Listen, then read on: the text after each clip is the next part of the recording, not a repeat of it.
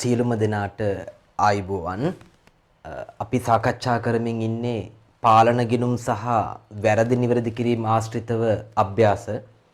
ඒ යටතේ අභ්‍යාසංක 17 දක්වා අපි සාකච්ඡා කළා. අද අපි අභ්‍යාසංක 18 සිට ඉදිරියට සාකච්ඡා කරනවා.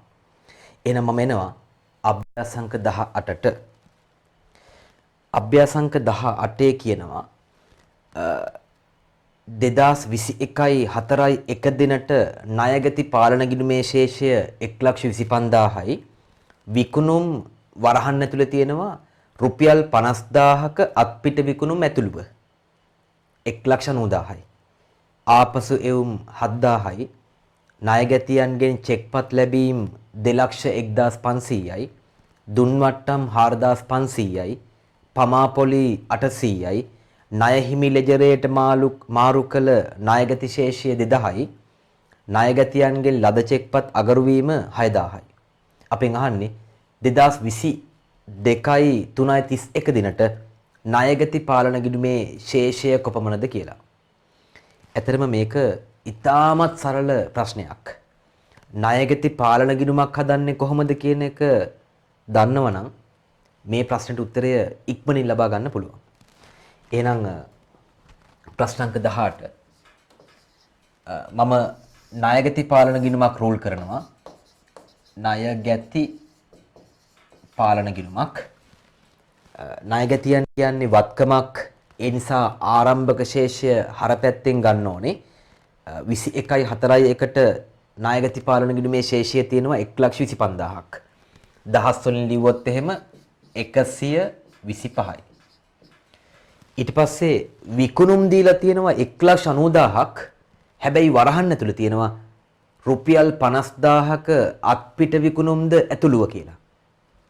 එහෙනම් අපි දන්නවා ණයගැති පාලන ගිණුමට සටහන් කරන්නේ ණයට විකුණුම් පමණයි. 1,90,000න් 50,000ක් අත්පිට විකුණුම් නම් ඒ 50,000 අයින් කරාට පස්සේ ණයට විකුණුම් වෙන්නේ 1,90,000න් 50,000ක් අඩු කරාට පස්සේ 1,40,000යි. එහෙනම් ණයට විකුණුම් සටහන් කරන්නේ විකුණුම් ගිණුම බැර ණයගැති පාලන ගිණුමට හර 140යි. පැහැදිලිනේ? ඊට පස්සේ ආපසු එවුම් තියෙනවා 7,000ක්. ආපසු එවුම් ගිණුම් ගත කරන්නේ ආපසු එවුම් ගිණුම හර ණයගැති පාලන ගිණුමට බැර. ඊට පස්සේ දුන්වට්ටම් තියෙනවා ඊට කලින් ණයගැතියන්ගෙන් චෙක්පත් ලැබීම තියෙනවා 2,01,500ක්. මුදල් ගිණුම හර ණයගැති පාලන ගිණුමට බැර 201,500ක්. ඊට පස්සේ දුන්වට්ටම් 4,500යි. දුන්වට්ටම් ගිණුම හර ණයගැති පාලන ගිණුමට බැර. ඊට පස්සේ පමාපොලි. දැන් පමාපොලි කියලා කියන්නේ ණයගැතියන් નિયમિત පරිදි මුදල් ගෙවන්න නැති වෙනකොට ව්‍යාපාරය, ඒ කියන්නේ අපි ණයගැතියන්ගේ ශේෂය මත පමාපොලියක් අය කරනවා. එතකොට ඒක අපි අය කරන පොලියක් නිසා එක පැත්තකින් අපේ ආදායමක්. ඇයි අපි අය කරන පොලියක්නේ. අනිත් පැත්තෙන් ණයගැතිභාවය වැඩි වෙන ගනුදෙනුවක්. ඒ නිසා පමාපොලියක් අපි අය කරපුවාම ණයගැතිභාවය වැඩි වෙනවා. අන්න ඒ නිසා පොලි ආදායම අපේ පැත්තෙන් පොලි ආදායමක්නේ කියලා සටහන් කරන්න පුළුවන් 800ක්. ඒ කියන්නේ දහස් වලින් ගත්තොත් 0.8ක්. මතක තියාගන්න අපි ණයගැතියන්ගෙන් පමාපොලි අය කරනකොට අපේ පැත්තෙන් පොලි ආදායමක්, අනිත් පැත්තෙන් ණයගැතියන්ගේ ශේෂය වැඩි වෙනවා. මතකයිනේ? හරි. ඊට පස්සේ කියනවා ණයගැති ලෙජරයට මාරු කළ ණයගැති ශේෂය. දැන් අපි දන්නවා සාමාන්‍යයෙන් ණයගැතියන්ගේ තියෙන්නේ හර ශේෂයක්. සාමාන්‍යයෙන් ණයගැතියන්ගේ තියෙන හර ශේෂයක්. ඒ හර ශේෂයක් ණය හිමි ලෙජරයට මාරු කරනකොට ණයගැතිභාවය අඩු වෙනවා. අන්න ඒ නිසා ණයගැති පාලන ගිණුමට බැර වෙනවා කීයක්ද? 2,000ක්. දහස් වලින් 2ක්. එහෙනම් හර වෙන්නේ කොහෙටද? ණය හිමි පාලන ගිණුමට. අපි දන්නවා ගිණුමක විස්තරය කියලා දාන්නේ ප්‍රතිවිරුද්ධ ගිණුමේ නම. ඒ නිසා මේකේ හර වෙන්න සටහන තියෙන්නේ ණය හිමි පාලන ගිණුමේ. ඒ නිසා ණයගැති පාලන ගිණුමේ ලියනවා ණයගැති පාලන ගිණුමේ ලියනවා ණය හිමිපාලන කියලා. පැහැදිලිනේ. ඊට පස්සේ කියනවා ණයගැතියන්ගෙන් ලද චෙක්පත් අගරු වීම 6000යි. චෙක්පතක් ලැබෙනකොට ණයගැතිභාවය අඩු වෙන නිසා බැරනම් ඒ චෙක්පත අගරු වෙනකොට ණයගැතිභාවය නැවත වැඩි වෙනවා. අන්න ඒ නිසා ණයගැති පාලන ගිණුමට හර වෙනවා 6ක් මුදල් කියලා. මේක අගරු චෙක්. අගරු චෙක්. ඔන්න දැන් අපි ණයගැති පාලන ගිණුමේ ගණදෙනු ටික සටහන් කරා. දැන් මේක තුලනය කරලා ණයගැති පාලන ගිණුමේ තිබුණ ශේෂය හොයාගන්න පුළුවන්. හර පැත්ත එකතු වෙනවා 125යි 140.8යි 6යි කියන්නේ 271.8ක්. හරි නේද? 271.8යි. ඒකෙන් අඩු කරොත් එහෙම 7ක් සහ 201.5ක් සහ 4.5ක් සහ 2ක්. අන්න එනවා 56.8යි ණයගැති පාලන ගිණුමේ ශේෂය. ඔන්න ඕක තමයි එන්න ඕනේ. මම හිතුවා මම එකතු කරා අඩු කරා හරි කියලා. 125 140.6 කියන්නේ 271.8යි. ඒකෙන් 7යි 201.5යි 4.5යි 2යි කියන්නේ 56.8යි. දැන් මතකති මම කිව්වා මේ වගේ ගාණක් එන්නේ පළවෙනි ප්‍රශ්න පත්‍රයේ. එතකොට පළවෙනි ප්‍රශ්න පත්‍රයේදී අපිට ගාණ හදලා පෙන්වන්න ඕනේ උත්තරේ පමණයි ඕනේ. අන්න ඒ නිසා ඔයාලට ණයගැති පාලන ගිණුම හදන්නේ කොහොමද කියලා හොඳ අවබෝධයක් තියෙනවා නම් මේක එකතු කිරීම අඩු කිරීම ලෙසත් ශේෂය ගන්න පුළුවන්. මෙන්න මෙහෙම. දැන් උදාහරණයක් ලෙස ණයගැතියන්ගේ ආරම්භක ශේෂය 125යි. ඊට පස්සේ ණයට විකුණුම් තිබුණ 140ක්. ඒ නිසා ණයගැතිභාවය වැඩි වෙනවා. ඔන්න මම එකතු කළා. ඊට පස්සේ ආපසු එව්ව 7000ක්. ඒ නිසා ණයගැතිභාවය අඩු වෙනවා. ඔන්න මම අඩු කළා. ඊට පස්සේ ණයගැතියන්ගෙන් චෙක්පත් ලැබුණ 201.5ක්. ඒ නිසා ණයගැතිභාවය අඩු වෙනවා. ඔන්න මම අඩු කළා 201.5ක්. ඊට පස්සේ දුන්වට්ටම් තිබුණ 4500ක්. ඒ නිසාත් ණයගැතිභාවය අඩු වෙනවා. ඔන්න මම අඩු කළා. ඊට පස්සේ පමා පොලේ තිබුණ 800ක්. ඒ නිසා දැන් දන්නවා ණයගැතිභාවය මොකද වෙන්නේ? වැඩි වෙනවා. අන්න එකතු කළා 0.8ක්. ඊට පස්සේ ණය හිමි ලෙජරේට මාරු කළ ණයගැති ශේෂය නිසා ණයගැතිභාවය අඩු වෙනවා. ඒ නිසා 2000ක් මම අඩු කරනවා. අවසාන එක ණයගැතියන්ගෙන් ලද චෙක්පත් අගරු වීම. ලැබෙනකොට ණයගැතිභාවය අඩු වෙනවා නම් ඒ චෙක්පත අගරු වෙනකොට ණයගැතිභාවය නැවත වැඩි වෙනවා. අන්න ඒ නිසා එකතු කරනවා 6ක්. ඔන්න ඔහම දැම්මත් අපිට 56.8ක ශේෂය එයි. ඉතින් මෙහෙම හදන එක ගොඩාක් කාලය ඉතුරු කරගන්න පුළුවන්. ගිණුම හැදුවොත් සමහර වෙලාවට ටිකක් වැඩිපුර කාලයක් යනවා. හැබැයි සමහර කට්ටියට ගිණුම ඉක්මනින් හදන්න පුළුවන්. තමන් තමයි තමන් ගැන හොඳටම දන්නේ. ඒ නිසා තමන් තමයි තමන්ට වඩාත් ඉක්මනින් හදන්න පුළුවන් ක්‍රමය තෝරගන්න ඕනේ. හැබැයි මෙහෙම දෙයක්ත් තියෙනවා. ඒ තමයි සමහර කට්ටිය ඉක්මනින් හදන්න කියලා මෙහෙම එකතු කරලා අඩු කරලා ගන්නවා. හැබැයි උත්තරේ වැරදි. හරිද? ඒතර ඉක්මනින් හැදුවට වැඩක් නැහැ. උත්තරේ වැරදි නම්. ඒ නිසා ඔයාලා මතක තියාගන්න දැනුම සහ කාලය කියන දෙකම කළමනාකරණය කරන්න ඕනේ. සමහර කට්ටියට මේක මේ විස්තර ටික ලියන්න නැතුව ගිණුමට හර බැර දාන එක ලේසි. අන්න එහෙම Tamanට ගැළපෙන Tamanටම ආවේනික වෙච්ච ක්‍රමයක් හදාගන්න. එතකොට තමයි Taman දක්ෂයෙක් වෙන්නේ. පැහැදිලි නේද? හරි. එහෙනම් ඔන්න අපි අභ්‍යාසංක 18 පිළිතුර ලබා ගත්තා. දැන් අපි එනවා අභ්‍යාසංක 19ට.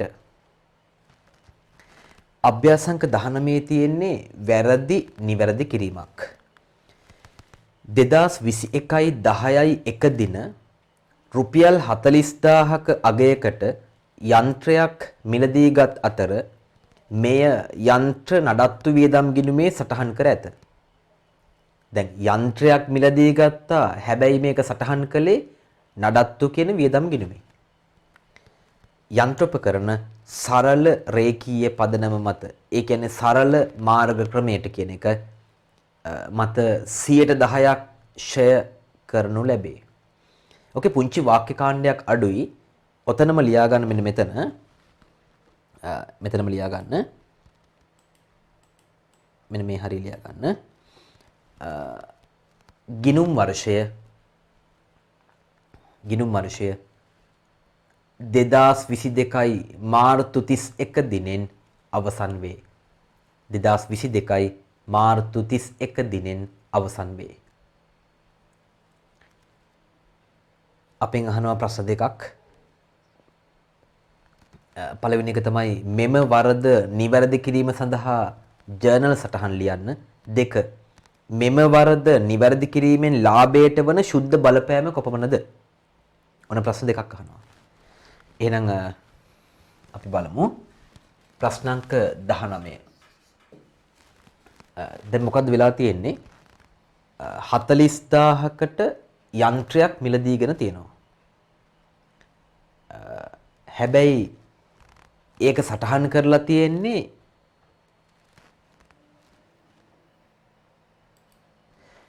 නඩත්තු කියන වියදම් ගිණුමේ. එතකොට මුදල් ගිණුම ගැන කියන්නේ නැහැ.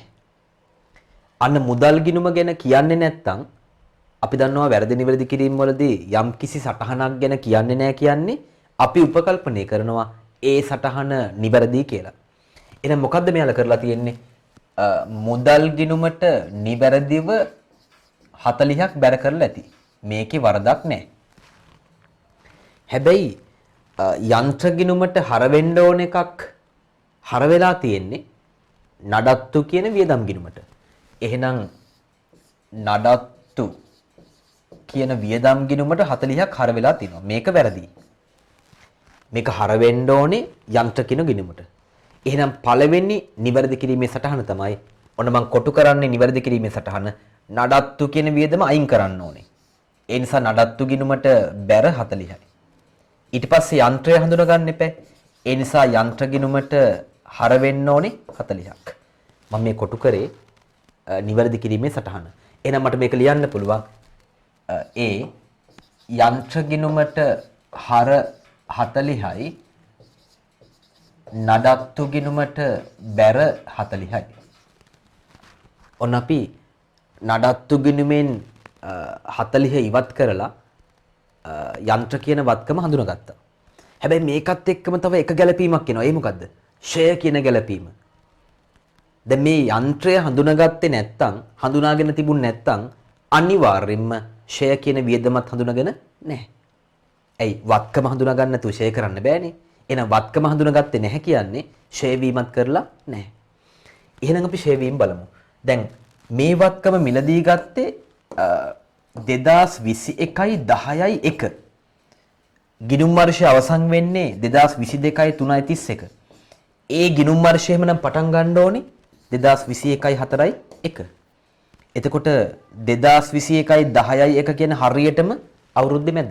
හරියටම මැද. හරියටම මැද. එහෙනම් මැද නම් මේ වත්කම තිබුණේ මාස 6යි. එහෙනම් ෂය බලන්න පුළුවන්. පිරිවැය 40යි අපිට කියනවා ෂය අනුපාතය 10%යිලු 10%යි මාස 6ක් කියන්නේ 12න් 6ක්. එතකොට 4 වැඩි කිරීම 12න් 6 කියන භාගයක්නේ අපිට එනවා 2ක ෂයක්. එහෙනම් ෂය ගිණුම් ගත කරන්න ඕනේ ෂය ගිණුම හර 2යි සමුචිත ෂය බැර. සමුචිත ෂය බැර 2යි. ඔන්න ඔක තමයි පළවෙනි එකේ උත්තරය. එතෙන්දී ඔයාලට ලියන්න වෙනවා යන්ත්‍රය හඳුනා ගැනීම සහ ඒ මත ඇතිවන ෂය කියන දෙකම ලියන්න ඕනේ. ඊට පස්සේ B කොටසෙන් අහනවා මෙම වරද නිවැරදි කිරීමෙන් ලාභයට වන ශුද්ධ බලපෑම. දැන් අපි දන්නවා ලාභයට බලපාන්නේ ආදායම් සහ වියදම් පමණයි. නේ? ලාභයට බලපාන්නේ ආදායම් සහ වියදම් පමණයි. එතකොට යන්ත්‍ර කියන්නේ වත්කම් ගිණුමක් අපිට අයින් කරන්න පුළුවන්. හැබැයි නඩත්තු කියන්නේ වියදම් ගිණුමක්. නඩත්තු කියන්නේ වියදම් ගිණුමක්. වියදම් ගිණුමක් බැර වෙලා වියදම් ගිණුමක් බැර වෙනවා කියන්නේ වියදම අඩු වෙනවා. වියදම අඩු වෙනවා කියන්නේ ලාභය වැඩි වෙනවා. අන්න ඒ නිසා නඩත්තු වියදම අඩු වීම නිසා ලාභය වැඩි වෙනවා 40කින්. මම නැවත කියන්න වියදමක් බැර වෙනවා කියන්නේ වියදම අඩු වෙනවා. වියදම අඩු වෙනවා කියන ලාභය වැඩි වෙනවා. පැහැදිලිනේ? ඊට පස්සේ ෂය කියන්නේ වියදම් ගිණුමක්. වියදම් ගිණුමක් හර වුණා කියන්නේ වියදම වැඩි. වියදම වැඩි කියන්නේ ලාභය අඩුයි. අන්න ෂය නිසා ලාභය අඩු වෙනවා. එහෙනම් සුද්ධ බලපෑම ලාභය 38කින් වැඩි වෙනවා. ලාභය 38කින් වැඩි වෙනවා. පැහැදිලිද? right. අපි එනවා ප්‍රශ්න අංක 20ට. ඒකත් වැරදි නිවැරදි කිරීම ආශ්‍රිත ප්‍රශ්නයක්. 105ක වට්ටමක් යටතේ ණය හිමියෙකුට ගෙවූ රුපියල් 19000ක් ලද වට්ටම් නොසලකා හරිමින් ගෙවීම් ජර්නලයේ සටහන් කර ඇත. දැන් මෙතන පුංචි ප්‍රශ්නයක් තියෙනවා. එතකොට 19000ක් තමයි ගෙව්වේ. හැබැයි ගෙවනකොට 105ක වට්ටමක් අඩු කරගෙන තියෙනවා. ලද වට්ටම් නොසලකා හරිමින් ගෙවීම් ජර්නලයේ සටහන් කරා කියලා කියන්නේ දැන් අපිට පුංචි ප්‍රශ්නයක් එනවා මෙතන. ඒ කියන්නේ ගෙව්ව ගාන පමණද සටහන් කළේ නැත්නම් මුළු ගානම සටහන් කරාද කියලා. හරිද? ගෙව්ව ගාන පමණද සටහන් කරේ නැත්නම් මුළු ගානම සටහන් කරාද කියලා ප්‍රශ්නයක් එනවා. හරිද? ඒක ඔයාලගේ ප්‍රශ්නයක් නෙමෙයි. මේ ප්‍රශ්නේ තියෙන ප්‍රශ්නයක්. ප්‍රශ්නය ඇතුලේ ප්‍රශ්න. හරිද? ඒ නිසා මේ ප්‍රශ්නය නිශ්චිත කරමු අපි. මෙන්න මෙතන හදාගන්න රුපියල් 19000ක් ලද වට්ටම් නොසලකා හරිමින් ගෙවූ ප්‍රමාණය මෙන්න මෙතන ලියා ගන්න. මෙන්න මේ හරිය. ගෙවූ ප්‍රමාණය ලද වට්ටම් නොසලකා හරිමින් ගෙවූ ප්‍රමාණය ගෙවීම් ජර්නලයේ සටහන් කර ඇත. ඒ කියන්නේ 19000 පමණයි සටහන් කරලා තියෙන්නේ. ඔන්න දැන් නිශ්චිතයි. ගෙවූ ප්‍රමාණය ගෙවීම් ජර්නලයේ සටහන් කරලා තියෙනවා. එහෙනම් ඒකෙන් කියන්නේ ලද වට්ටම සටහන් කරේ නැහැ කියන එකනේ. නේ? ඒකෙන් කියන ලද වට්ටම සටහන් කරේ නැහැ කියන එක. හරි. ඊට පස්සේ කියනවා මෙම වරද නිවැරදි කිරීමට පෙර වාර්තා කරන ලද ලාභය රුපියල් 25000ක් විය. මේ වරද නිවැරදි කිරීමට පෙර වාර්තා කරපු ලාභය 25000යිලු. අහන්නේ ඒ මෙම වරද නිවැරදි කිරීම සඳහා ජර්නල් සටහන් ලියන්න. 2 මෙම වරද නිවැරදි කිරීමෙන් පසු නිවැරදි ලාභය කොපමණද? ඉස්සෙල්ලා වගේම ප්‍රශ්නයක්. ප්‍රශ්නාංක 20. දැන් අපිට පැහැදිලි ණය හිමියෙකුට 19000ක් ගෙවලා තියෙනවා. ඒ ගෙව්ව 19000 විතරයි ගෙවීම් ජර්නලයේ සටහන් වෙලා තියෙන්නේ. එතකොට ලද වට්ටම සටහන් වෙලා නැහැ. අපිට ලද වට්ටම හොයාගන්න වෙනවා. කොහොමද හොයාගන්නේ? ගෙව්ව ප්‍රමාණය 19000යි. නේ? ගෙවූ ප්‍රමාණය 19000යි. එතකොට 105ක වට්ටමක් අඩු කරා කියන්නේ මේ ගෙව්වේ 95ක් නේද? ඒ දැන් ගෙවනකොට 105ක වට්ටමක් අඩු කරලා තිබුණනේ. එහෙනම් මේ ගෙවපු 19000 සමාන වෙන්නේ 5ක් අඩු කරපුවම 95ට නේද? ඔව් 95ට. එහෙනම් ඕකෙන් අපිට ආපස්සට හොයාගන්න පුළුවන් වට්ටම කීයද කියලා. කොහොමද හොයාගන්නේ? එහෙනම් ලද වට්ටම හොයාගන්න පුළුවන් මේ 19000 කියන්නේ 95 නම් 5 කියන්නේ කීයද? පැහැදිලිද? අර පුංචි කාලේ ඉගෙන ගත්ත ගණිතයේ පාඩම. 95ට 19000 නම් 5ට කීයද? පැහැදිලිද? එහෙනම් අපි බැලුවොත් එහෙම ඕනනම් කපලා ගන්න 19000 බෙදීම 95 වැඩි කිරීම 5 කියන්නේ අන්න ලැබෙනවා ලද වට්ටම 1000ක්. හරිද? දැන් හදිස්සිය හරි මේක 95න් බෙදලා 100න් වැඩි කරා නම් අමතර දෙනකොට මේ කියන්නේ 95න් බෙදලා 100න් වැඩි කරා නම් 19000 95න් බෙදලා 100න් වැඩි කරා නම් ඔයාලට එයි 20000ක්. ඒ මොකද්ද? ගෙවිය යුතුව තිබුණ ශේෂය. ණය හිමියන්ට ගෙවන්න තිබුණ ශේෂය 20000යි. ඒකෙන් ලද වට්ටම 1000ක් අඩු කරපුවාම ගෙව්ව වටිනාකම 19000යි. පැහැදිලිද? ගණිතය ආශ්‍රිත ගැටලුවක්. එතකොට දැන් අපිට කියනවා ගෙව්ව ප්‍රමාණය පමණයි ගෙවීම් ජර්නලයේ සටහන් වෙලා තියෙන්නේ. එහෙනම් කියන්නේ ලද වට්ටම ගිණුම්ගත වෙලා නැහැ කියලා. ඉතින් අපි ගිණුම්ගත කරමු. එහෙනම් ඒ වල ලද වට්ටම ගිණුම්ගත කරමු. අපි දන්නවා ගිණුම්ගත කරන්නේ ණය හිමි පාලන ගිණුම හර ණය හිමි පාලන ගිණුම හර රුපියල් 1000යි ලද වට්ටම් ගිණුමට බැර. ලද වට්ටම් ගිණුමට බැර රුපියල් 1000යි. ඔච්චරයි. ඊට පස්සේ B කොටසෙන් අහනවා දැනට ගණනය කරලා තියෙන ලාභය 25000ක් නම්. ඒ කියන්නේ වැරදි සහිත ලාභය 25000ක් නම්. ඔයාලට මම කියා දීලා ඇති වැරදි සහිත ලාභයට වචනයක්. මතකද? අන්න වැරදි සහිත ලාභයට කියනවා කෙටුම්පත් ලාභය කියලා.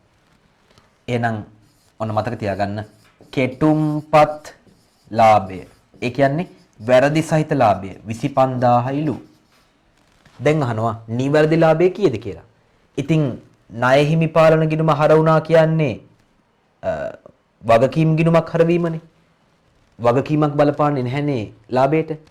හැබැයි ලද වට්ටම කියන්නේ ආදායමක්. ආදායමක් බැර වුණා කියන්නේ ආදායම වැඩි වුණා. එහෙනම් ආදායම වැඩි වුණාම ලාභය වැඩි වෙනවා. එතකොට නිවැරදි ලාභය 26000ක් වෙන්න ඕනේ. නිවැරදි ලාභය 26000ක් වෙන්න ඕනේ.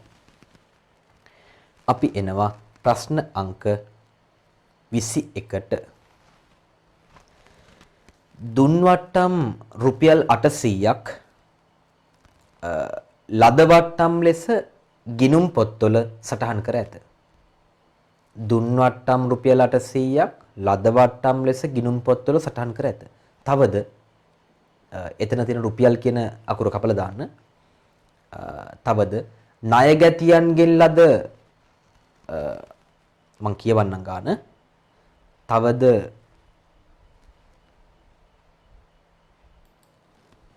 මෙන්න මෙතන ඉස්සලා කිව්වා වගේ රුපියල් කියන අකුර කපලා දාන්න. ඒ අනුව තවද ණය ගැතියන්ගෙන් ලද රුපියල් 34000ක අගයක් ණය හිමි පාලන ගිණුමට බැර කර ඇත.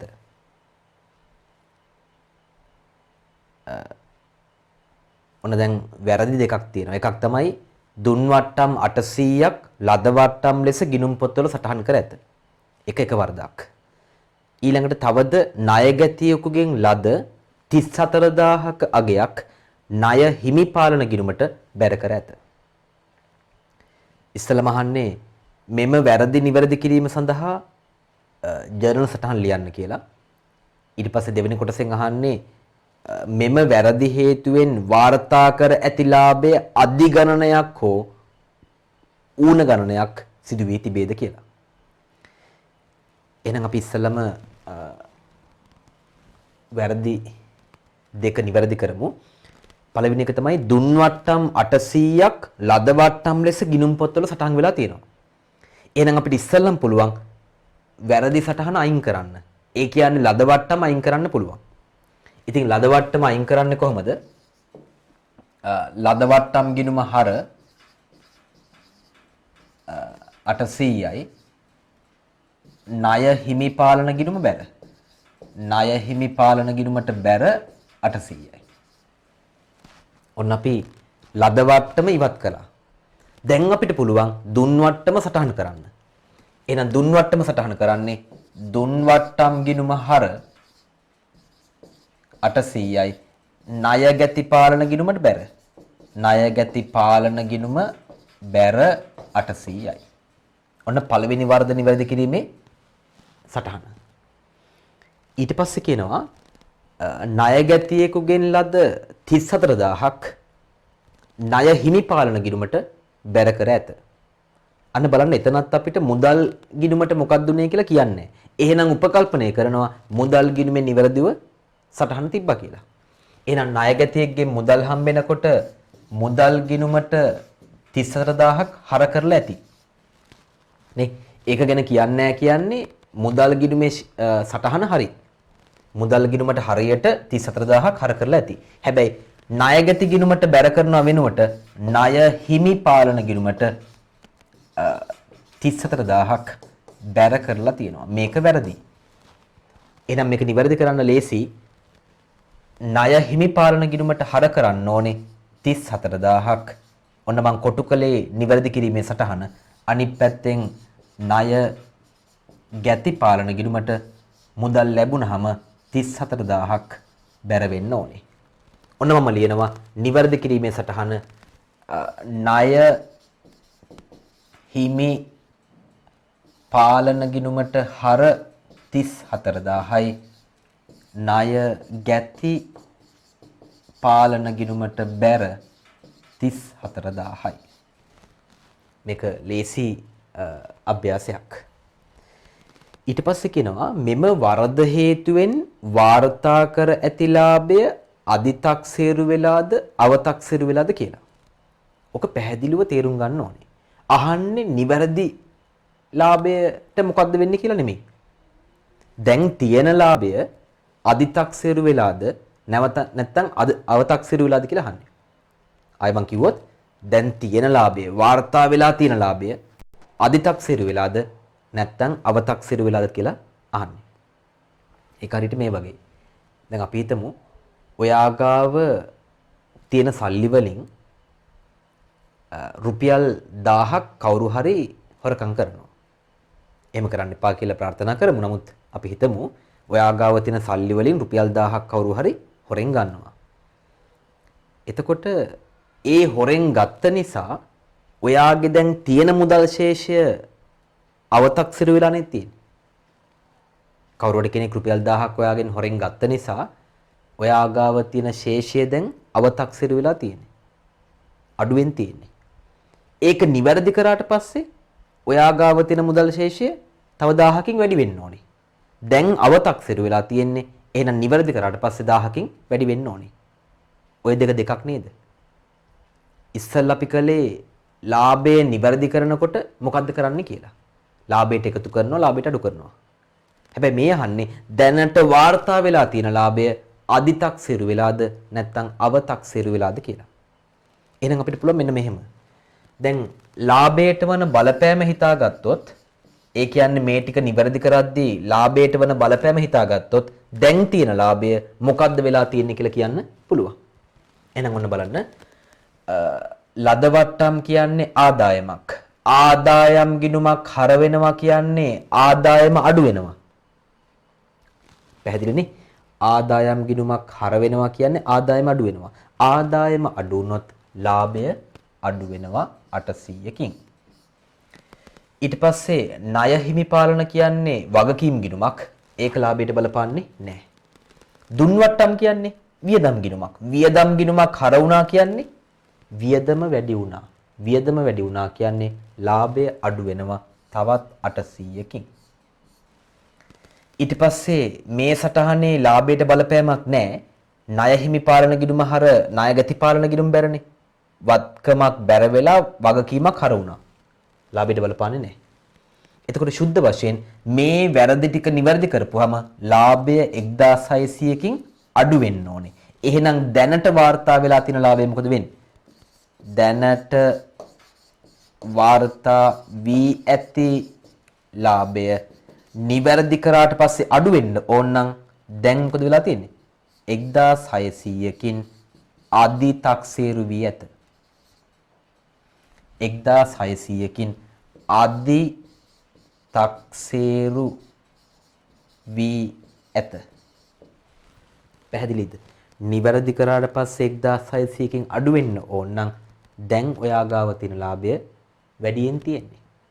එහෙනම් දැනට වාර්තා වෙලා තියෙන ලාභය 1600කින් අදි තක්සේරු වී ඇත. පැහැදිලිද? හරි. ඊට පස්සේ අපි එනවා ප්‍රශ්න අංක 22ට. ව්‍යාපාරයක ණයගැතියන් සම්බන්ධයෙන් සිදු වූ ගනුදෙනු වල සාරාංශය පහත දැක්වේ. ණයගැතියන් 3 දෙනෙක් පිළිබඳ විස්තර දීලා තියෙනවා. අරුණ, සේනුර, විනුර. 2021යි 4යි ශේෂ තියෙනවා. ඊට පස්සේ ණයට විකුණුම් තියෙනවා, ලැබීම් තියෙනවා, දුන් වට්ටම් තියෙනවා, බොල් ණය තියෙනවා, ආපසු එවුම් තියෙනවා.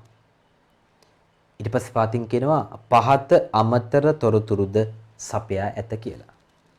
ඒක කියනවා ණය ගැති ලැබීම් වල එකතුව 9,75,000ක් ලෙස ණය ගැති පාලන ගිණුමට පිටපත් කර ඇත. ඒක නැතර මේ දීලා තියෙන වැරදි ටිකක් නේ. වැරදි කීපයක් තමයි දීලා තියෙන්නේ. අපි දන්නවා දැන් පාලන ගිණුම් උපලෙජර් පොදු ලෙජර් කියන මාතෘකාවේදී අපි වරදක් වුණාම තීරණය කරන්න ඕනේ ඒ වරද සිදු වුණේ උපලෙජරේද නැත්නම් පොදු ලෙජරේද කියලා.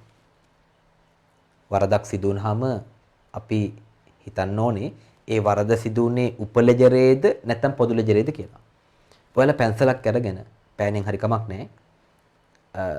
මේ වැරදි තුන ඉස්සරහින් ලියා ගන්න මේ වරද උනේ උපලෙජරේද පොදු ලෙජරේද කියලා. ඔන්න මම පළවෙනි එක ලියනවා. ණය ගැති ලැබීම් වල එකතුව 9,75,000ක් ලෙස ණය ගැති පාලන ගිණුමට පිටපත් කර ඇත. ණය ගැති පාලන ගිණුම තියෙන්නේ කොහෙද? පොදු ලෙජරය තුල. එහෙනම් ඉස්සරහින් ලියා ගන්න පොදු ලෙජරය කියලා. මේ හරියෙන් ලියා ගන්න පොදු ලෙජරය කියලා. ඔය වරද වෙලා තියෙන්නේ පොදු ලෙජරය තුල. පොදු ලෙජරය කියලා ලියා ගන්න. දැන් අපිට පේනවා ලැබීම් වල එකතුව 795ක් වෙන්න ඕනේ.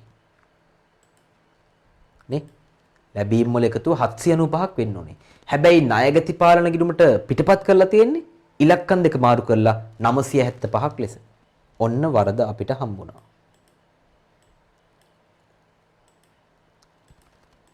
පැහැදිලිද? එහෙනම් ඒක සිදු වෙලා තියෙන්නේ පොදු ලෙජරය තුල.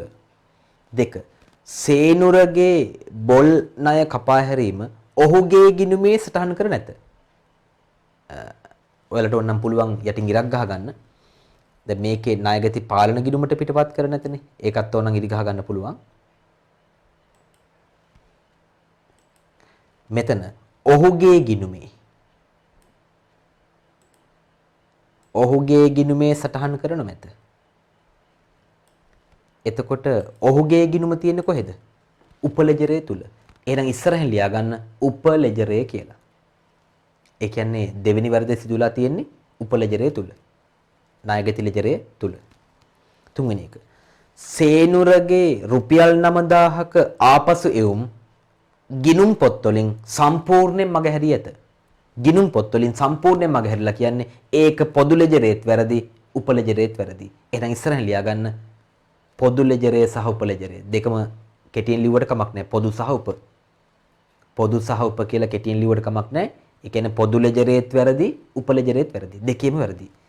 ඒකෙත් යටින් ඉරි ගහ ගන්න අවශ්‍ය නම් ගිණුම් පොත් වලින් සම්පූර්ණයෙන් මගහැරී ඇත.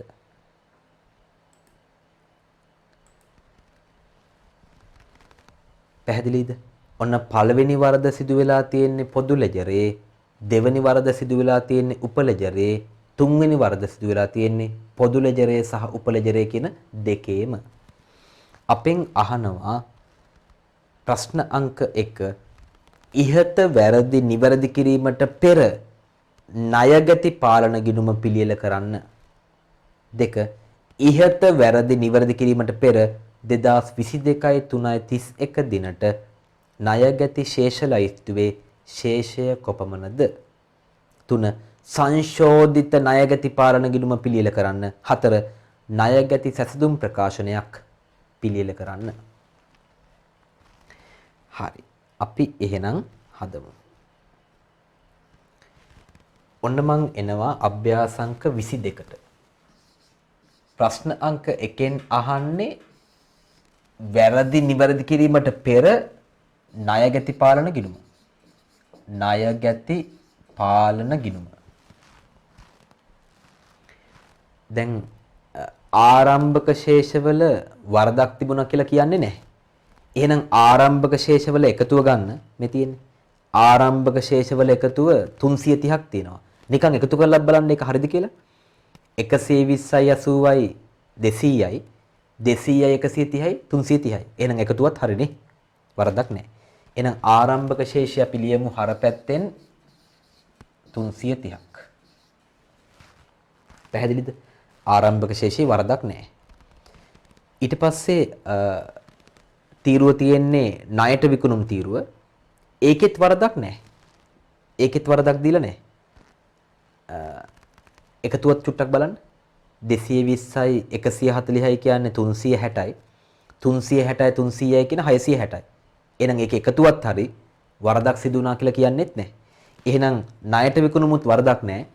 අපිට ලියන්න පුළුවන් 660ක් ණයගති පාලන ගිණුමේ හර පැත්තේ. හැබැයි ලැබීම් තීරුවේ එකතුව තියෙනවා 795ක්. එකතුව හරිය නේද බලන්න. 5යි 4යි 9යි 6යි 15යි එකක් ඉතිරි. 5යි 14යි 19යි එකක් ඉතිරි. 3යි 4යි 7යි. එතන එකතුව 795 හරිනේ. හැබැයි ඒ 795 ණයගති පාලන ගිණුමට පිටපත් කරලා තියෙන්නේ ඉලක්කම් දෙක මාරු කරලා 975ක් ලෙස. අපෙන් අහන්නේ වැරදි සහිත ණයගති පාලන ගිණුම. එහෙනම් ණයගතියන්ගෙන් මුදල් ලැබුණා කියලා දාන්න ඕනේ වැරදි අගය. ඒ තමයි 975. පැහැදිලිද? එයි වැරදි සහිත ණයගති පාලන ගිණුම හදන්න කියලානේ කියන්නේ. ඔන්න අපි වරද්ද කළා. දැනම වරද්ද කළා. හරි. ඊට පස්සේ දුන් වට්ටම් වල වරදක් සිදු වුණා කියලා කියන්නේ නැහැ. 5යි 6යි 11යි 4යි 15ක් තියෙනවා. එහෙනම් අපි සටහන් කරමු දුන් වට්ටම් 15යි. දුන් වට්ටම් 15යි. හරිද? ඊට පස්සේ බොල්ණය ආශ්‍රිතව වරදක් තිබුණා. හැබැයි ඒ වරද සිදු වෙලා තියෙන්නේ උපලෙජරේ. ඔහුගේ ගිණුමේ සටහන් කර නැත. ඔහුගේ ගිණුම තියෙන උපලෙජරේ. එහෙනම් බොල්ණයවල තියෙනවා බලන්න සේනුරගේ 5ක් කපා හැරීමක්. ඒක ඔහුගේ ගිණුමේ තමයි සටහන් කරලා තිබෙන්නේ නැත්තේ. ඒ කියන්නේ පාලන ගිණුමේ සටහන් කරලා තියෙන්න ඇති. එහෙනම් බොල්ණය කියලා 5ක් පාලන ගිණුමට බැර වෙලා තියෙන්න ඇති. ඊට පස්සේ ආපසු එවුම් වල අරුණගේ 11ක් තියෙනවා විනුරගේ 6ක් තියෙනවා 11 6යි 17ක් තියෙනවා. හැබැයි අවසාන වරදක් දුන්නා රුපියල් 9000ක සේනුරගේ ආපසු එවුම් ගිණුම් පොත් වලින් සම්පූර්ණයෙන් මගහැරී ඇත. එතකොට ඒක මෙන්න මේ දෙවන තීරුවේ නෑ නේද? මේ දෙවන තීරුවේ නෑ. එතකොට ඒක පොදු ලෙජරේත් සටහන් වුණේ නැහැ. උපලෙජරේත් සටහන් වුණේ නැහැ. එහෙනම් ඒ 9000 හැර ආපසු එවුම් තියෙනවා 11යි 6යි 17ක්. අන්න ඒ 17 සටහන් වෙලා තියෙන්නේ නැති. එහෙනම් ආපසු එවුම් කියලා අපි වැරදි සහිත අගය ගන්නවා 17ක්. දැන් අන්න අපිට පුළුවන් ණයගති පාලන ගිණුම තුලනය කරන්න. මට පොඩි සැකයක් තියෙනවා බැරපැත්ත වැඩිද? මෙතන 990ක් එනවා නේ 330යි 660යි 990ක් එනවා. මේ දෙකේම එකතුව 990යිනේ. 975යි 15යි 990යිනේ. හරි. එහෙනම් බැරපැත්ත වැඩි. ඔන්න මම එකතු කරනවා 975යි 990යි 995යි 1002යි 1012යිද? බලන්න 975යි 15යි 5යි 17යි 1012යි 1012න් අඩු කරොත් එහෙම 330යි 660යි කියන 990යි 22ක මොන ශේෂයක් දෙන්නේ 22ක බැර ශේෂයක් එනවා 22ක බැර ශේෂයක් එනවා අසාමාන්‍යයිනේ. එයි ණයගති පාලන ගිණුමක සාමාන්‍යයෙන් එන්නේ හර ශේෂයක්නේ. හැබැයි වැරදි සහිත ණයගති පාලන ගිණුමේ 22ක බැර ශේෂයක් එනවා අසාමාන්‍යයි. එහෙනම් අපිට පැහැදිලි වැරදි සිදු වෙලා ඇති කියලා. ඔන්න පළවෙනි එකේ උත්තරය. දෙවෙනි එක අහනවා බලන්න ඉහත වැරදි නිවැරදි කිරීමට පෙර 2022යි 3.31 දිනට ණයගති ශේෂ ලැයිස්තුවේ ශේෂය කොපමණද කියලා. එහෙනම් අපිට පුළුවන් ණයගති ශේෂ ලැයිස්තුවත් මුල සිටම හදාගෙන එන්න. මේකේ ක්‍රම ගොඩාක් තියෙනවා. මම පස්සේ කියා දෙන්නම්. ඒ කියන්නේ ගානේ අවසානයේ කියා දෙන්නම්. දැනට අපිට පුළුවන් මේ හැදුවා වගේම ණයගති ශේෂ ලැයිස්තුවත් වැරදි සහිතව හදාගෙන යන්න. ඔන්න මම ගන්නවා ආරම්භක ශේෂවල වරදක් තිබුණේ නැහැ. එහෙනම් 21යි 4යි 1ට ශේෂවල 330 වරදක් තිබුණේ නැහැ. දැන් මේ කතා කරන්නේ උපලෙජරය ගැන. පැහැදිලිද? ණය ගැති ලෙජරය ගැන. ණය ගැති ලෙජරය කියන්නේ උපලෙජරයනේ. ඒක ගැන කතා කරන්නේ. එතකොට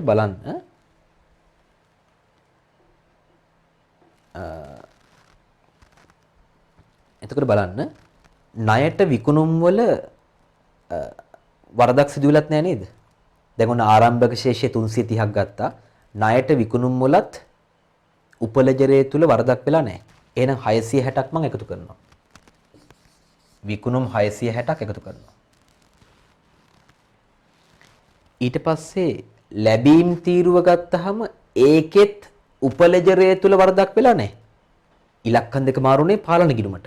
හැබැයි උපලෙජරයේ වරදක් උනේ නැහැ. එහෙනම් උපලෙජරයේ තුල හරියට සටහන් කරලා තියෙන්න ඇති මුදල් ලැබීම 795ක්. එතකොට මුදල් ලැබුණාම ණයගැති ශේෂය අඩු වෙනවනේ. අඩු වෙනවා. ඊට පස්සේ දුන් වට්ටම්. දුන් වට්ටම් වලත් අපිට කියන්නේ නැහැ උපලෙජරයේ තුල වරදක් වුණා කියලා. එහෙනම් දුන් වට්ටමුත් 15ක් සටහන් වෙලා ඇති. දුන් වට්ටම් 15ක් සටහන් වෙලා ඇති. ඊට පස්සේ බොල් ණය. අන්න ඒකේ වරදක් තියෙනවා. අපිට කියනවා සේනුරගේ බොල් ණය කපා හැරීම ඔහුගේ ගිණුමේ සටහන් කර නොමැත. ඒ කියන්නේ මෙන්න මේ පහ සේනුරගේ කපා හැරපු මෙන්න මේ පහ ඔහුගේ ගිණුමේ සටහන් කරලා තිබුණේ නැහැ කියන්නේ ණයගැති ලෙජරේ ඕක සටහන් කරලා නැහැ. අන්න ඒ නිසා මෙතන බොල් ණය කපා හැරීම කියලා සටහන් කරන්න එපා. ඇයි අපෙන් අහන්නේ වැරදි සහිත ශේෂලයිස්තුවේ එකතුව. එහෙනම් සටහන් කරලා තිබ්බේ නැත්නම් අපිට සටහන් කරන්න බෑ. මොකද වැරදි සහිත ශේෂය තමයි අහන්නේ. ඊට පස්සේ සේනුරගේ 9000ක ආපසු එවුම් ගිණුම් පොත් වලින් සම්පූර්ණයෙන් මගහැරිය ඇත කියලා නේ කියන්නේ. සම්පූර්ණයෙන් මගහැරුණාම පොදු ලෙජරිනුත් මගහැරෙනවා, උපලෙජරිනුත් මගහැරෙනවා. එහෙනම් ඒ 9000 හැර සටහන් වෙලා තිබුණ ආපසු එවුම් තිබුණා 11යි 6යි 17ක්. ඒක සටහන් වෙලා තිබුණේ. එහෙනම් සටහන් වෙලා තිබුණ ගාන ගන්න ආපසු එවුම් 17ක් අඩු වෙනවනේ. අන්න ලැබෙනවා ණයගැති ශේෂ ලයිස්තුවේ තිබුණ හෙවත් වැරදි සහිත ශේෂය 330ට 660ක් එකතු කරලා 795ක් අඩු කරලා 15ක් අඩු කරලා 17ක් අඩු කරපුවාම 163ක් ලැබෙනවා. මේ තමයි වැරදි සහිත ශේෂය. වැරදි සහිත ශේෂය. ඒ කියන්නේ ණයගැති ශේෂලයිස්තුවේ වැරදි සහිත ශේෂය. ඊට පස්සේ අපෙන් අහනවා සංශෝධිත ණයගැති පාලන ගිණුම. හරිම ලේසියි දැන්. ප්‍රශ්නාංක 3න් අහනවා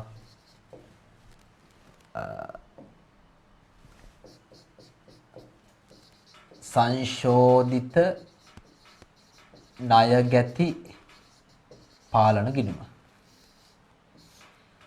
දැන් අපි දන්නවා සංශෝධනය කරන්න කලින් තිබුණ ශේෂය බැර පැත්තෙන් 22යි. පටලවා ගන්න එපා. බැර පැත්තෙන් 22ක් අපිට ආවේ සංශෝධනය කරන්න කලින්. දැන් අපි දන්නවා පාලන ගිණුම සංශෝධනය කරන්න අදාළ වෙන්නේ පොදු ලෙජරය තුළ සිදුවෙච්ච වැරදි පමණයි. ආයෙ කියනවා මම පාලන ගිණුම සංශෝධනය කරන්න අදාළ වෙන්නේ පොදු ලෙජරය තුළ සිදුවෙච්ච වැරදි පමණයි. එහෙනම් අපි ලකුණු කරගත්ත සිදුවෙච්ච වැරදි ටික කොහෙද උනේ කියලා. පළවෙනි වරද උනේ පාලන ගිණුම තුල. එහෙනම් පළවෙනි වරද තිබුණේ බලන්න ලැබීම් වල එකතුව 795ක් වෙන්න ඕනේ. හැබැයි 975ක් කියලා සටහන් කරේ. කොහෙද?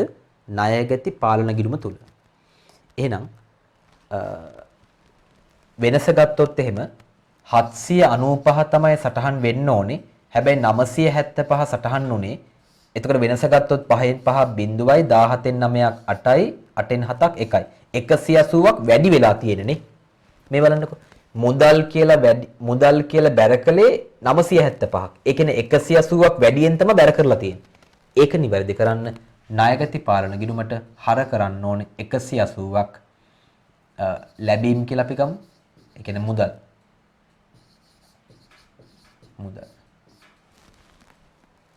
වැඩියෙන් බැර කරා නම් ඒක නිවැරදි කරගන්නකොට හර කරන්න එපා. ඔන්න අපි හර කරා 180ක්. ඊට පස්සේ දෙවන වරද ගත්තාම ඒක සිදු වෙලා තියෙන්නේ උපලෙජරේ. ඔහුගේ ගිණුම තියෙන උපලෙජරේනේ. උපලෙජරේ සිදුවෙච්ච වැරදි පොදු ලෙජරේ තුල නිවැරදි කරන්න ඕනේ නැහැ. එහෙනම් පාලන ගිණුම නිවැරදි කරන්න ඒක අදාළ වෙන්නේ නැහැ. තුන්වෙනි එක.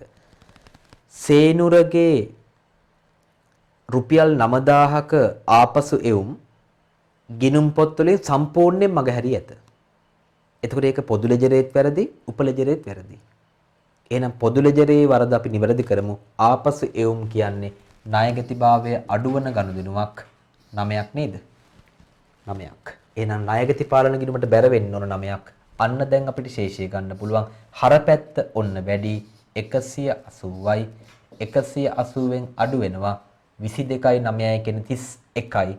180ෙන් 31ක් අඩු වුනහම කීයද? 149යි නේද? හරිද? 180ෙන් 22යි 9ක් අඩු කරපුවාම 149යි. ඔන්න ඕක තමයි සංශෝධිත ණයගැති පාලන ගිණුමේ ශේෂය. ඒ කියන්නේ නිවැරදි ශේෂය. මතකති මම කියා දුන්නා. ඒ කියන්නේ ශේෂලයිස්තුවෙත් නිවැරදි ශේෂය කීයද? 149යි. ඇයි ඒ දෙක සමාන වෙන්න එපා? පාලන ගිණුමේ නිවැරදි ශේෂය සමාන වෙන්න ඕනේ ශේෂලයිස්තුවේ නිවැරදි ශේෂයට. පැහැදිලිනේ? රයිට්. ඊට පස්සේ අපෙන් අහනවා ණයගැති ශේෂ සැසඳුම් ලේඛනයක් හදන්න කියලා.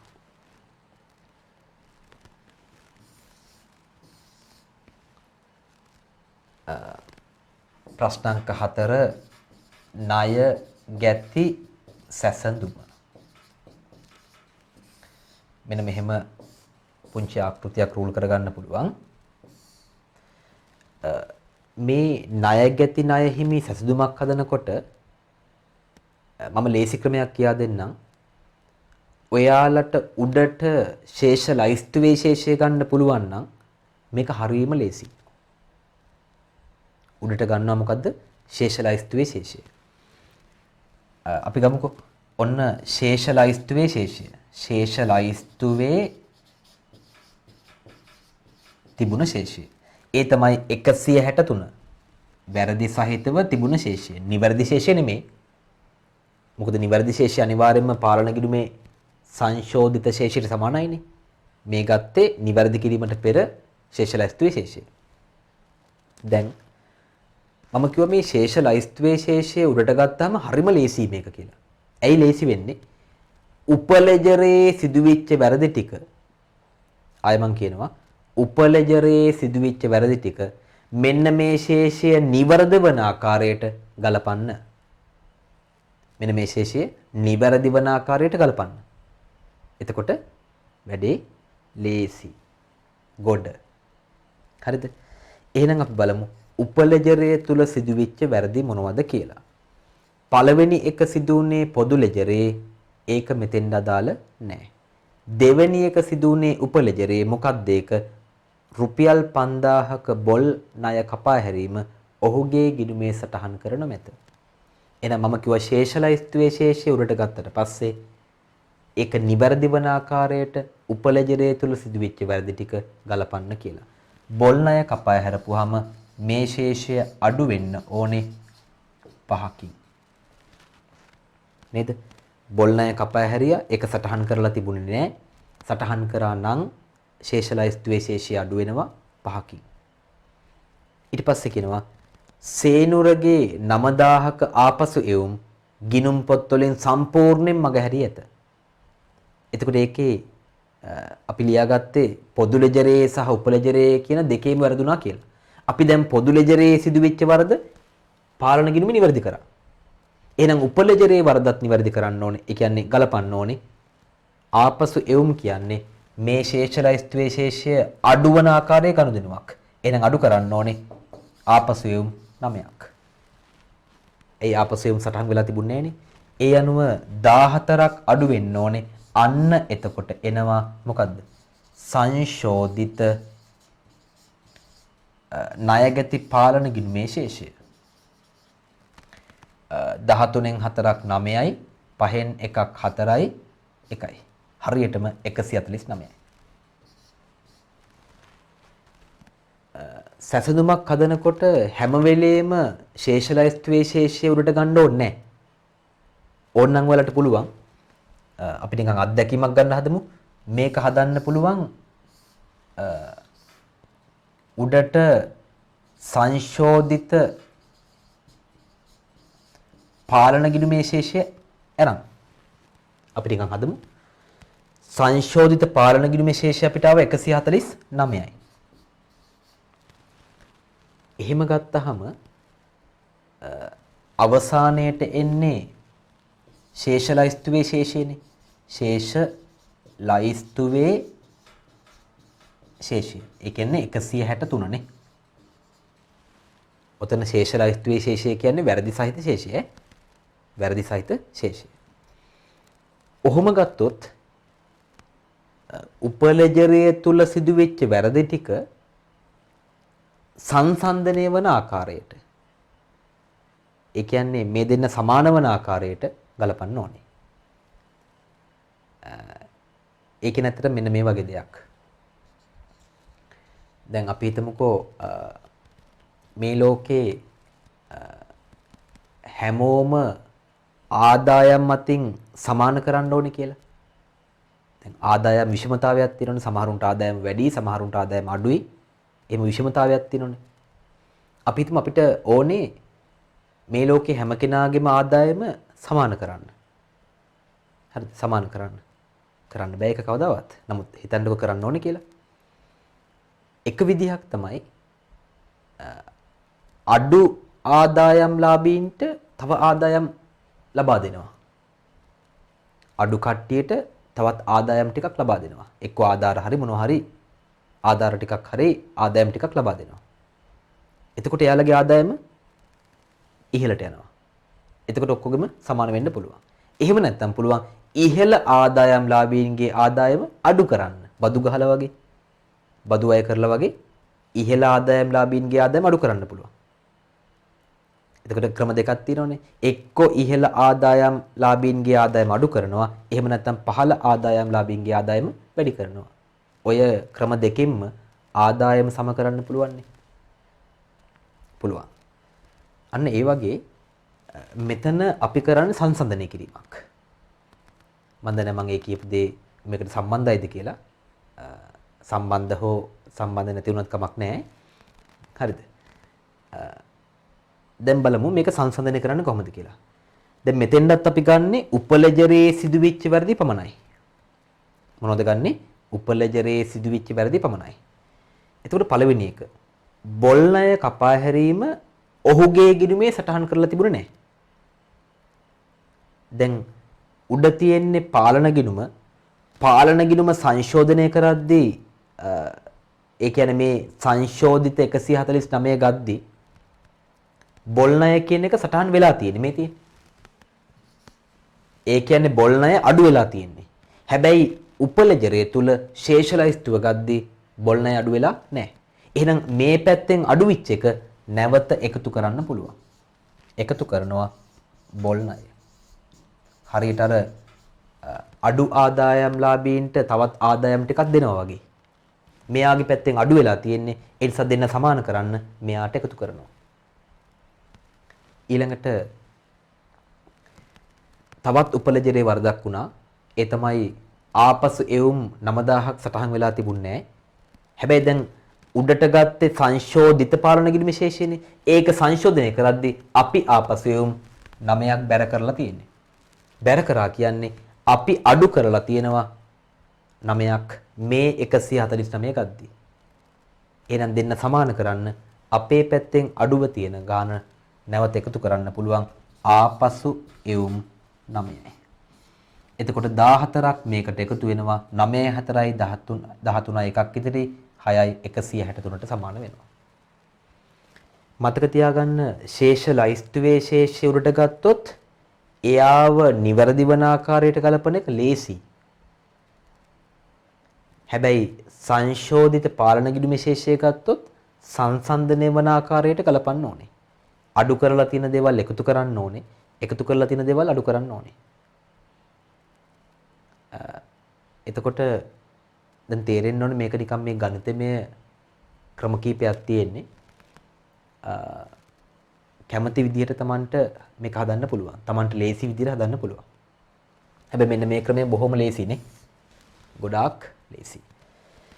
දැන් මෙන්න මේ 163 කියන එක ඕන්නම් මෙහෙම ගණනය කරන්නේ නැතුව අපිට මෙහෙමත් ගණනය කරන්න ක්‍රමය තිබුණානේ.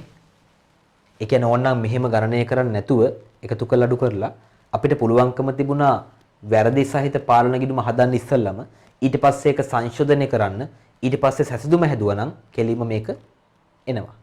ඒ නිසා මේ වගේ ක්‍රම ගැන හිතන්න සමහර විට ඉස්සරහ පියවරකින් මේ උත්තරය ලැබෙන්නත් පුළුවන්. කෙසේ හෝ අපි මේ අභ්‍යාසය කළා ටිකක් හොඳ අභ්‍යාසයක් හිතන්න දේවල් ටිකක් තියෙන අභ්‍යාසයක්. දැන් අපි එනවා ප්‍රශ්න අංක 23ට. මේකත් එවැනිම ප්‍රශ්නයක්. හැබැයි තොරතුරු දීලා තියෙන්නේ ණය හිමියන් සම්බන්ධයෙන්. ණය හිමියන් සම්බන්ධයෙන් තොරතුරු දීලා තියෙන්නේ. මේකේ පුංචි වැරදි කිහිපයක් තිබුණා. මම මේ highlight කරලා තියෙන්නේ අන්න ඒ වැරදි ටික. ඔයාලා ගාව තියෙන පේපර් එකේ ඔන්න ওই ටික හදාගන්න. පළවෙනි එක තමයි තරුෂි කියන ණය හිමියාගේ අගරු චෙක් 8ක් සටහන් කරගන්න. තරුෂි කියන ණය හිමියාගේ අගරු චෙක් තීරුවට 8ක් සටහන් කරගන්න. එතකොට අගරු චෙක් වල එකතු වෙනවා 15යි 7යි 22යි 8යි 30ක්. මේක එකතුව 30ක් කරගන්න. එකතුව 30ක් කරගන්න. ඊට පස්සේ තවත් වරදක් තිබුණා. හිරුනි අයකල කියලා තිබුණා. හැබැයි ප්‍රමාද ගාස්තුවේ වටිනාකමක් තිබුණේ නැහැ. අන්න ඒ නිසා රුපියල් 1000ක ප්‍රමාද ගාස්තුවක් කියලා ලියා ගන්න. හිරුනි අයකල රුපියල් 1000ක ප්‍රමාද ගාස්තු කියලා හදාගන්න. හරි. ওই ටික හදාගත්තට පස්සේ අපි ගාන කියවමු බලන්න මොකක්ද අහලා තියෙන්නේ කියලා. බලන්න. ව්‍යාපාරයක ණය හිමියන් සම්බන්ධයෙන් සිදු වූ ගනුදෙනු වල සාරාංශය පහත දැක්වේ. ණය හිමියන් තුන්දෙනෙක් ඉන්නවා. රේෂානි, හිරුනි, තරුෂි. 2021යි 4යි එක දිනට ශේෂ තියෙනවා. 174යි 114යි 78යි.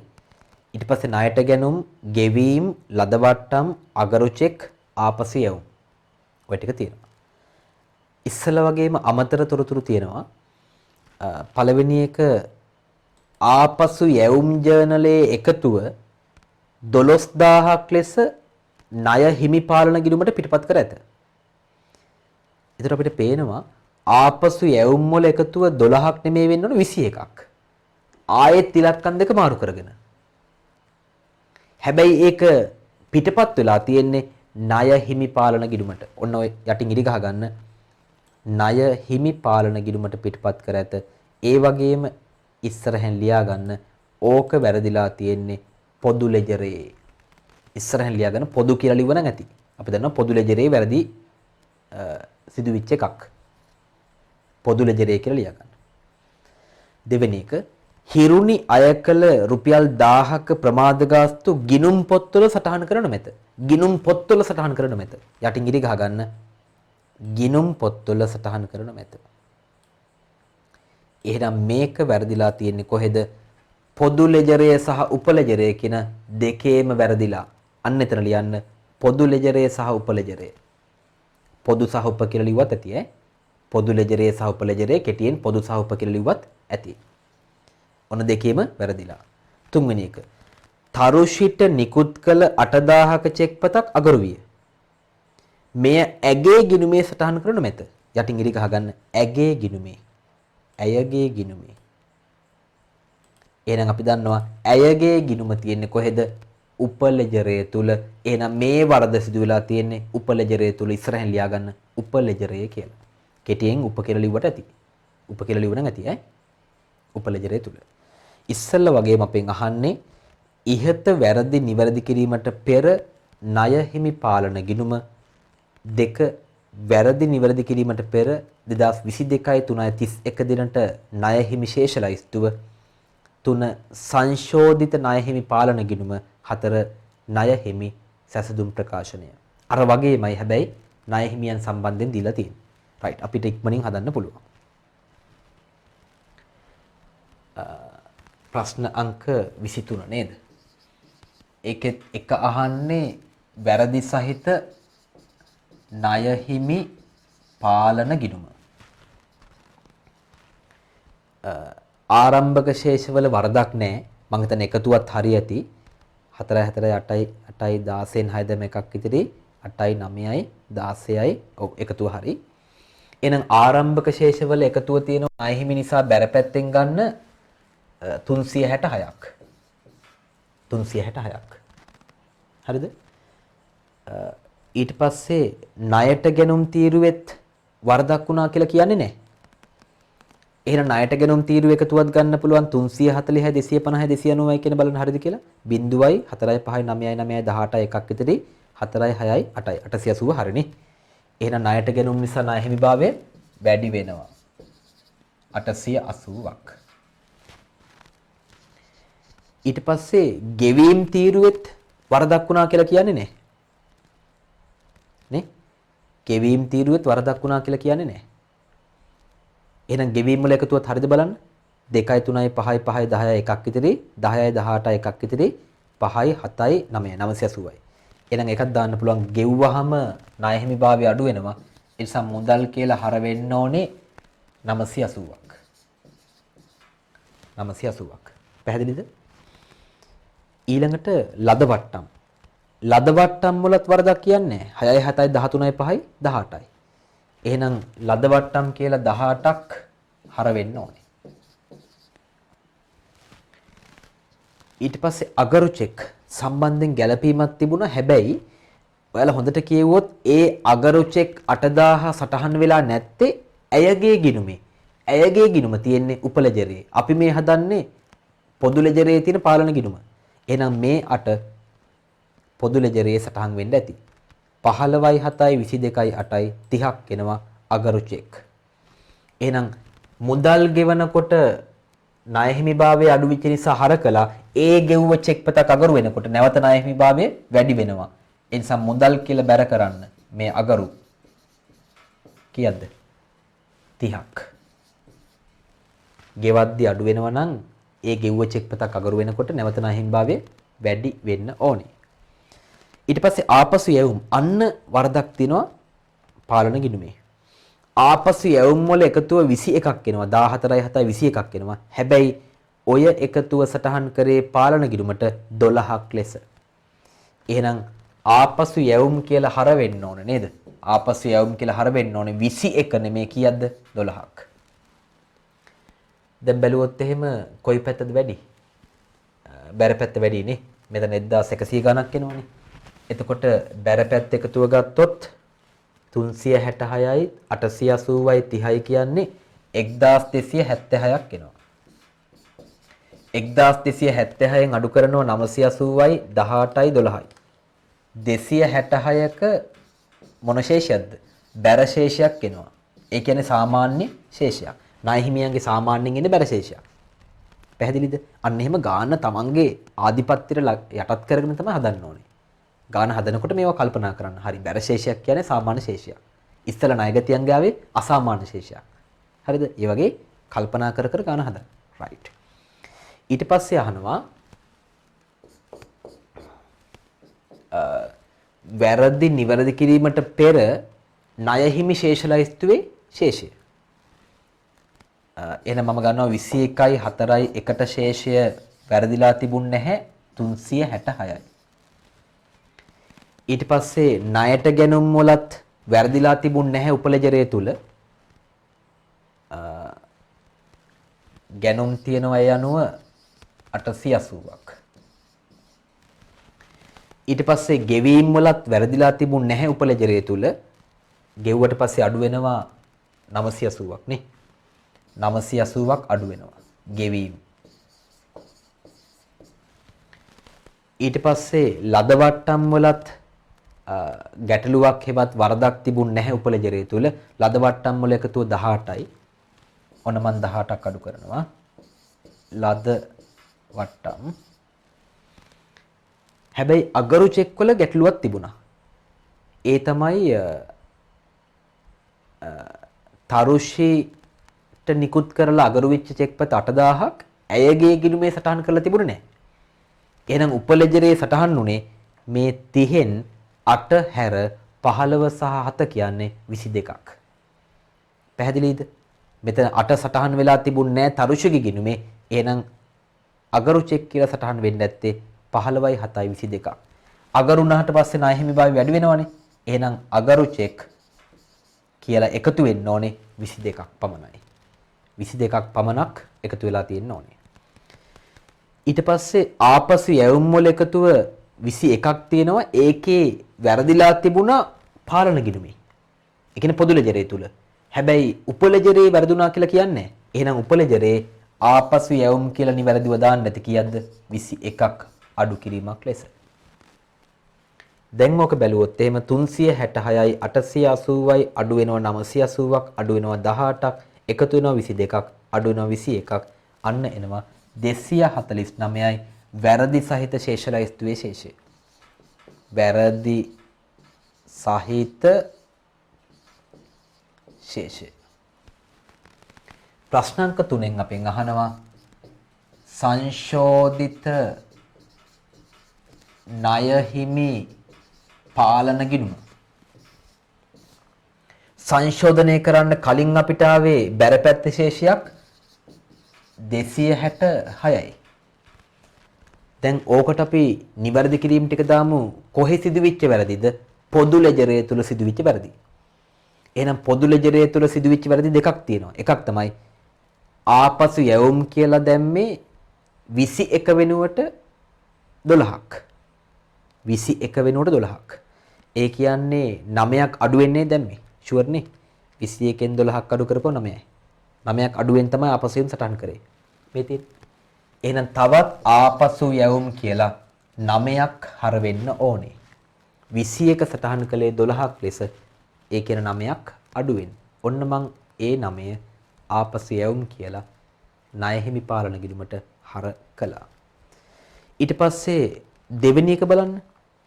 හිරුනි අය කළ රුපියල් 1000ක ප්‍රමාද ගාස්තු, ඒ කියන්නේ පමා පොලී කියන එකමයි ගිණුම් පොත්වල සටහන් වී නොමැත. එතකොට ඒක පොදු ලෙජරේත් වැරදි, උපලෙජරේත් වැරදි. එහෙනම් පමා පොලියක් නැත්නම් ප්‍රමාද ගාස්තු අය කරපුවාම අපි ගෙවන්න තියෙන ශේෂය තවත් වැඩි වෙනවා. හරිද? එහෙනම් අපේ පැත්තෙන් එක පැත්තකින් වියදමක් වෙනවා. පොලි වියදමක් වෙන්නේ. දැන් මතක ඇති ණය ගැතියන් සම්බන්ධයෙන් අපි පොලි අය කරන්නේ. අපි පොලි අය කරොත් එimhe අපි පැත්තෙන් ආදායමක්. හැබැයි ණය හිමියන් සම්බන්ධයෙන් ණය හිමියන් තමයි අපෙන් පොලි අය කරන්නේ. එහෙනම් අපේ පැත්තෙන් ඒක වියදමක්. අනිත් පැත්තෙන් ණය හිමි භාවය වැඩි වෙනවා කීයක්ද? 1000ක්. හරිද? 1000ක්. ඔච්චරයි තියෙන්නේ. දැන් මේක තුලනය කරොත් එහෙම 267යි 267න් 9ක් අඩු කරපුවම 258යි නේ. ඔන්න නිවැරදි ශේෂය 258යි. 258යි.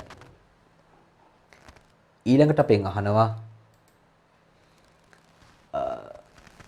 හතරවෙනි ප්‍රශ්නයේ ණය හිමි සැසඳුම. ණය හිමි සැසඳුම. මම කිව්වා ණය ගැති හෝ ණය හිමි සැසඳුම හදනකොට ශේෂ ලයිස්තුවේ ශේෂය ගන්න එක ලේසි කියලා. මොකද එයාව නිවැරදි වන ආකාරයට ගලපන එක ලේසි. හරිද? එහෙනම් මම උඩට ගන්නවා ශේෂ ලයිස්තුවේ ශේෂය. ඒක අපිට ආවා වැරදි සහිත ශේෂය 249ක්. 249ක්. දැන් උපලෙජරයේ තුල සිදුවෙච්ච වැරදි ටික මේක නිවැරදි වන ආකාරයට ගලපන්න. එතකොට ලේසියිනේ. හරි. පළවෙනි එක ගත්තාම ආපසු යවුම් කියන වරද සිදු වෙලා තියෙන්නේ පොදු ලෙජරේ. ඒක එහෙනම් මෙතෙන් අදාළ නැහැ. ඊට පස්සේ හිරුනි අය කළ රුපියල් 1000ක ප්‍රමාද ගාස්තු ගිණුම් පොත්වල සටහන් වී නොමැත. දැන් ඒක පොදු ලෙජරේ නිවැරදි කළා. හැබැයි උපලෙජරේදී අපි තාම ගැලපුවේ නැහැ. දැන් මෙයාව නිවැරදි වන ආකාරයට කළපන එක ලේසි. එතකොට ප්‍රමාද ගාස්තු අය කරපුවාම ණය හිමිභාවය වැඩි වෙනවා. අන්න එකතු කරනවා ප්‍රමාද ගාස්තු කියලා එකක්. ඒක හරියම ලේසි එතකොට නේ. ණය හිමිභාවය වැඩි වෙන්න ඕනේ නිසා එකතු කරනවා. ඊට පස්සේ තරුෂිට නිකුත් කළ 8000ක චෙක් පතක් අගරු විය. මෙය ඇයගේ ගිණුමේ සටහන් කරන මැත. චෙක් පතකින් ගෙව්වට පස්සේ ණය හිමිභාවය අඩු වෙනවා. ඒ ගෙව්ව චෙක් පත අගරු වුනහම නැවත ණය හිමිභාවය වැඩි වෙන්න ඕනේ අගරු චෙක්. 8ක් නේද? ඔව්. එහෙනම් එකතු වෙනවා 1.9යි 1.8යි 9ක්. අන්න එතකොට එනවා 258ක්. ඒ මොකද්ද? සංශෝධිත පාලන ගිණුමේ ශේෂය. ඕන්නම් එයාව උඩට අරගෙන හදන්නත් පුළුවන්. එතකොට මේ එකතු කරපු දෙකම අඩු වෙනවා. මම ඒකත් හදන්නම්. අපි උඩට ගත්තොත් එහෙම සංශෝධිත පාලන ශේෂය කියලා 258ක්. පළවෙනි වරද තමයි ප්‍රමාද ගාස්තු උපලෙජරේ සටහන් වෙලා නැහැ. එතකොට පාලන ගිණුම සංශෝධනය කරද්දී අපි දැන් ඒක සටහන් කළා, එකතු කළා. නේ? ණය හිමි ගිණුමකට බැර වෙනවා කියන්නේ එකතු කළා. ණය හිමි ගිණුමකට බැර වෙනවා කියන්නේ එකතු කළා. එතකොට පාලන ගිණුමට එකතු වෙලා තියෙන්නේ. හැබැයි උපලෙජරේට එකතු වෙලා නැහැ. ඒ නිසා දෙන්න සමාන කරගන්න එකතු වෙලා තියෙන එක අයින් කරන්න පුළුවන්. ප්‍රමාද ගාස්තු අයින් කරනවා. අර ධනවත් කට්ටිය ගෙන් බදු අය කරලා වගේ ඒ ධනෙ අඩු කරනවා. ඒ වගේ. මෙයාගේ එකතු වෙලා තිබුණේ ඒ නිසා දැන් අඩු කළා. ඊට පස්සේ අගරු චෙක් සටහන් වෙලා තිබුණේ නැහැ. දැන් මෙයාගේ එක සටහන් වෙලා තියෙන මේ තියෙන්නේ. මේ තියෙන්නේ අගරු චෙක් සටහන් වෙලා තියෙන 30ම. හැබැයි උපලෙජරේ සටහන් වෙලා තිබුණේ නැහැ. එතකොට සංශෝධිත ණය හිමි පාලන ගිණුමේ එකතු වෙලා තියෙන වැඩිපුර. ඇයි බැරණි උනේ? එකතු වෙලා තියෙන්නේ.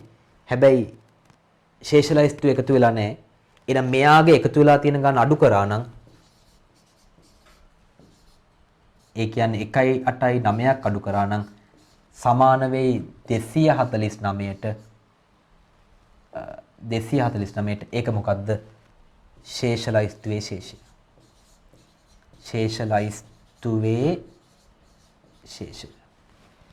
එතකොට පැහැදිලි සංශෝධිත පාලන ගිණුමේ ශේෂය උඩට ගත්තා නම් ඒක සංසන්දනය වන ආකාරයට ගලපනවා. ශේෂලයිස්තුවේ ශේෂය උඩට ගත්තා නම් එයාව නිවැරදි වන ආකාරයට ගලපනවා. මෙන්න මේක ලේසිනේ. මේක ලේසි. ඉතින් ඔන්න අපි අභ්‍යාසංක 23 දක්වා සාකච්ඡා කළා. ඔයාලා 24 සිට ඉස්සරහට හදාගෙන යන්න. එහෙනම් අපි ඊළඟ දවසේ 24 සිට සාකච්ඡා කරමු. එහෙනම් එතෙක් හැමෝටම ආයුබෝවන්.